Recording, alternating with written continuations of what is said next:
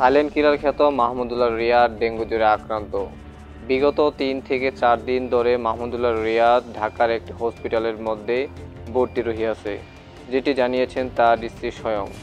দেশবাসীর কাছে দোয়া চেয়েছে তার স্ত্রী।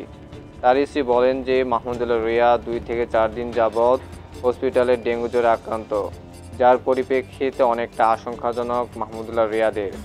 আশা করব, আপনাদের কাছে দোয়া চাই যাতে করে মাহমুদুল্লাহ রিয়াদ অতি শীঘ্রই এই ডেঙ্গু জ্বর থেকে মুক্তি পায়। বাংলাদেশের যদি ফিনিশারের কথা আসে তাহলে মাহমুদুল্লাহ রিয়াদের কৃতিত্ব ভোলার মতো নয়। কেনই না মাহমুদুল্লাহ রিয়াদ দীর্ঘদিন যাবৎ ধরে ফিনিশিংয়ের জায়গাটা দেখিয়ে দিয়েছেন, সেই ঘাটতি কেউ পূরণ করতে পারছে না। সেই মানুষটাই আজ তার ব্যাডের সাথে অসুস্থতার সাথে লড়ে যাচ্ছেন একাই। দোয়া করব যেন মাহমুদুল্লাহ রিয়াদ যেন প্রত্যাবর্তন করতে পারে আবারও ক্রিকেট মাঠের মধ্যে। মাহমুদুল্লাহ রিয়াদের এমন আশঙ্কাজনক, অন্তত হতাশ ভক্তরা। এমন ডেঙ্গু জ্বরে আক্রান্ত হওয়ার পর মাহমুদুল্লাহর পরিবার রীতিমতো ভেঙে পড়েছে, যার পরিপ্রেক্ষিতে তার স্ত্রী সকলের কাছে দোয়া চেয়েছে। দেশবাসীর কাছে আবেদন, নকুল আবেদন, মন থেকে নিজের কাছ থেকে দোয়া থাকবে মাহমুদুল্লাহ রিয়াদ যেন অতি শীঘ্রই ক্রিকেট মাঠের মধ্যে ফিরে আসে।